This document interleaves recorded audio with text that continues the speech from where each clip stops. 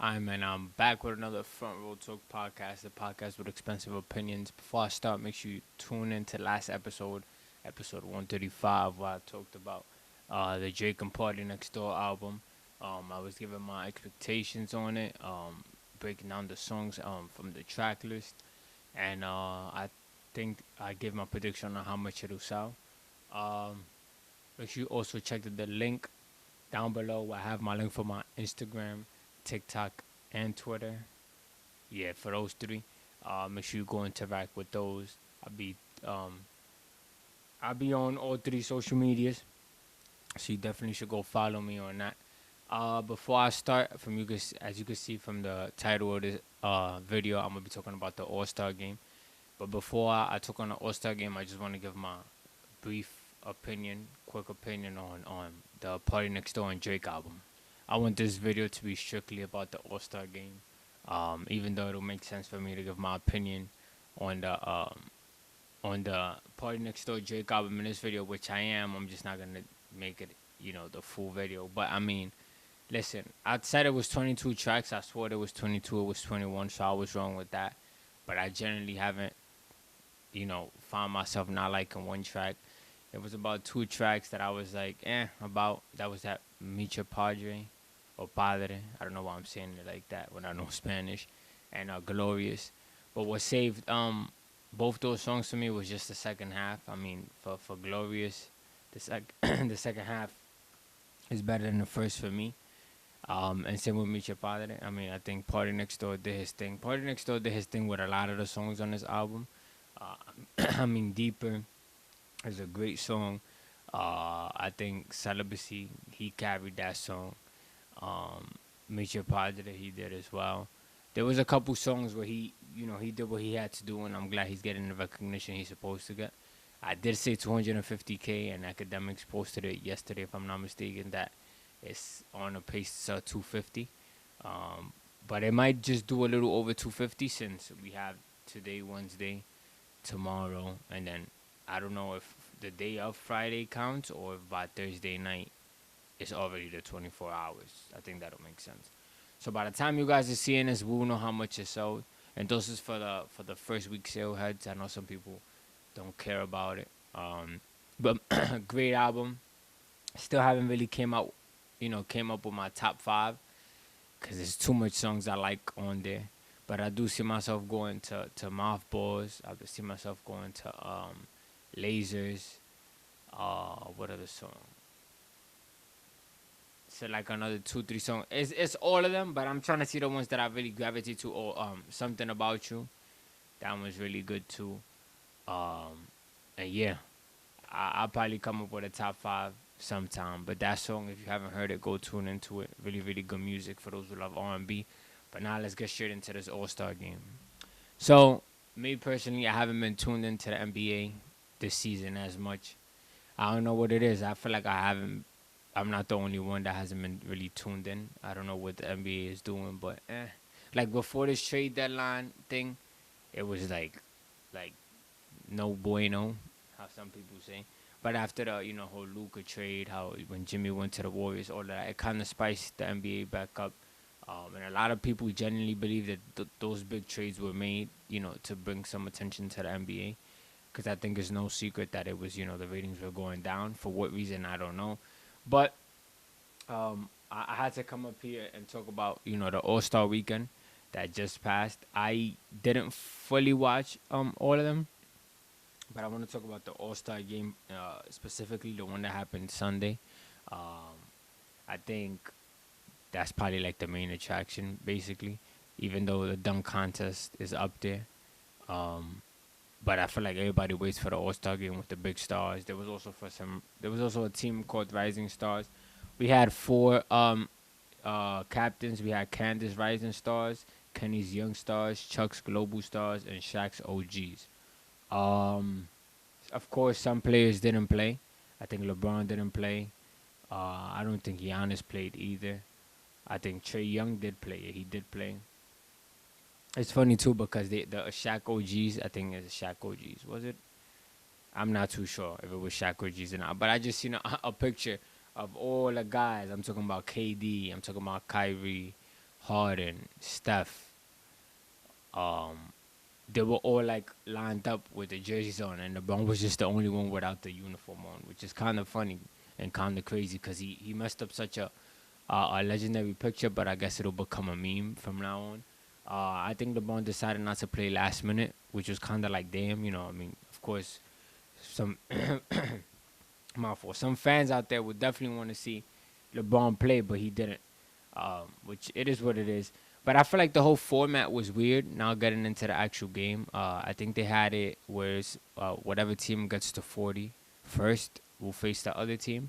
So two teams face each other, and then the other two face each other, and the last two, face each other for the championship or whatever, the reward, and for the MVP. I feel like they should go back to East and West. I'm not the only person saying this. I'm hearing that they're gonna do a whole 1v1 a tournament next year for like $1 million prize, which probably will go to charity if I'm not mistaken. Who knows? Depends on whoever wins it. But I feel like they gotta switch it up a bit. A 1v1 tournament would definitely be interesting. Even though people are gonna get tired of that after a year or two when like a certain player keeps winning. But I mean, yeah. I just want to name the teams. Um, and who were on the team. So for Shaq OGs, we had LeBron, Jalen Brown, Stephen Curry, Kevin Durant, James Harden, Kyrie Irving, Damian Lillard, and Jason Tatum. Chuck's Global Stars, we had Nikola Jokic, Shai from OKC, Mitchell, Donovan Mitchell, Pascal Siakam, Karl Anthony Towns, Sengun, Victor Wemby, and Trey Young. Kenny's Young Stars, we had Anthony Edwards, Jalen Brunson, Cade Cunningham, Darius Garland, Tyler Hero, Jaron Jackson Jr., Evan Mobley, and Jalen Williams. And then Candace Rising Star, Stephon Castle, Ryan Dunn, Zach Eddy, Keontae George, Tracy Jackson Davis, Dalton Connect, if that's how you say his name, Eamon Thompson, and Jalen Wells. Um, Pretty, interesting teams. Of course, the best team is Shaq's OGs. Um, you know, and that was the team that won. But for the semifinals, we had Chuck's Global Stars versus Kenny Young Stars. Um, Chuck's Global Stars won 41-32. So it was the first team to 40. I mean, I think I'd expect Chuck's teams to beat Kenny Young Stars. I mean, they had Jokic, Shai, two arguable MVPs on the same team. They had Victor. They had Karl Anthony Towns, who's having a really good year. Trey Young, who, a lot of people feel disrespected, or that he wasn't an all-star. He was basically like subbed in. I forgot who didn't play, but he was the one who took their spot. I'm not too sure who. But yeah, I mean, I expect that team to win. And then for the semifinals, we had Shaq OGs versus Candace Rising Stars. Shaq OGs are, expected to win. They won 42-35. Towards the end, then it was getting a little interesting. It was becoming a close game. But then, the OGs did what they had to do. I think Dame ended it with like a half court or top of the key three. And then that secured them the win. For the championship, it was Shaq OGs, I think, versus Chuck's. Yeah, Chuck's Global Stars.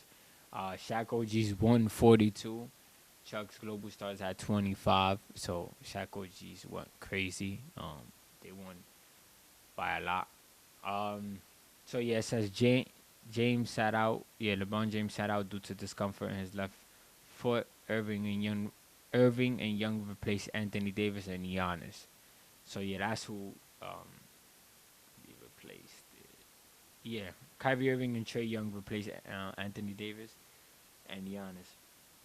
Seeing Giannis would have been fun to watch. I feel like he always plays good.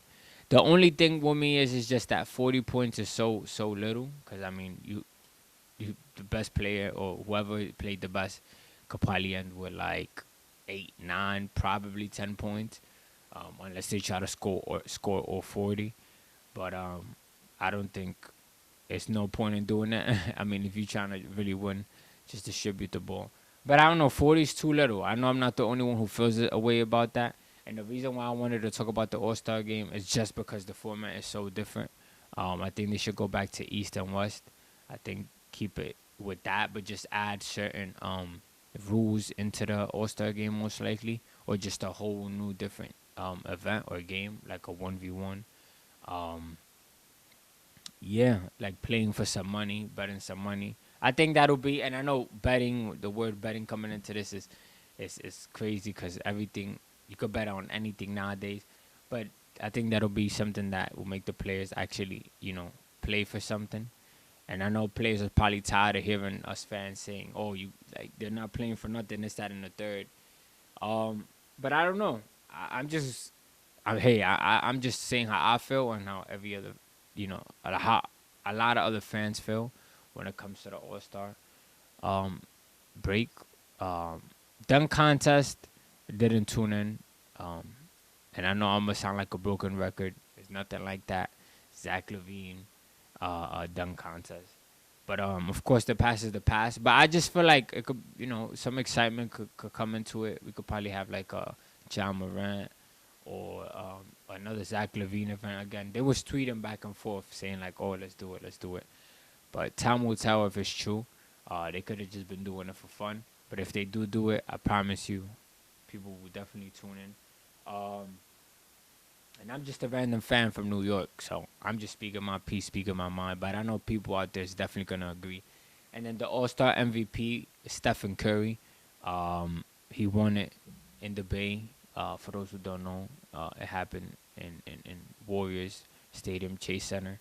Um, I felt like it was right. I mean, he did perform good. It's not like they gave it him just because, hey, we're in your home basically, so we're gonna give it to you. Nah, he had a couple great shots. He had a couple, I think like a shot or two from half court. Um, yeah, I mean, he was just doing what he had to do, being Steph, being himself. Um, he deserved it. I think that's his second All Star MVP. I remember for the first All Star MVP, he had 16 threes. I think like 50 points or 52 points, something like that. He went crazy. That was like a year or two back, if I'm not mistaken. I think no, the year 2022. That was the year he won the championship.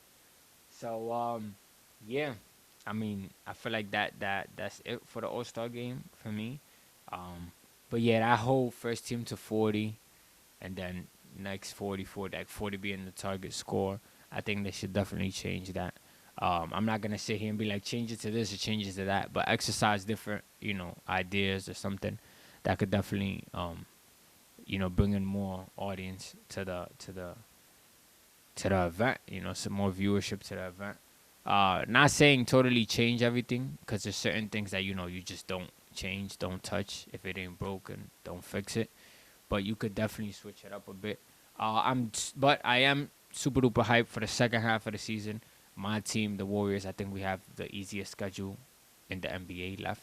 So if we really do what we gotta do, we could definitely make it to the playoffs, avoid playing, and probably even make it to the second round. I'm not gonna be too biased. I'm not gonna start saying that we're gonna win a chip. But last time Steph won All Star MVP, the Warriors won a chip. Um, but nah. I don't really want to use that. Reality is that the West is stacked. The West is tough. It's not going to be easy. I like the addition of Jimmy Butler. Last time I talked about that was that first episode. I came back like 2 episodes ago. Um, I think Jimmy Butler has played like 4 games as a Warrior, probably 5, and we've won 4 out of the 5 or 3 out of the 4, something like that. So we've been winning with him. He's a guy who gets us to the line.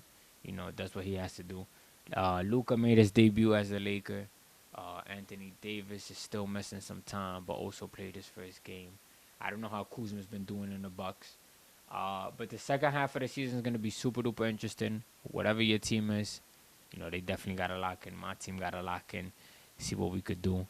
And then, as the weeks pass by, as the season goes by, I'm gonna definitely talk about the NBA.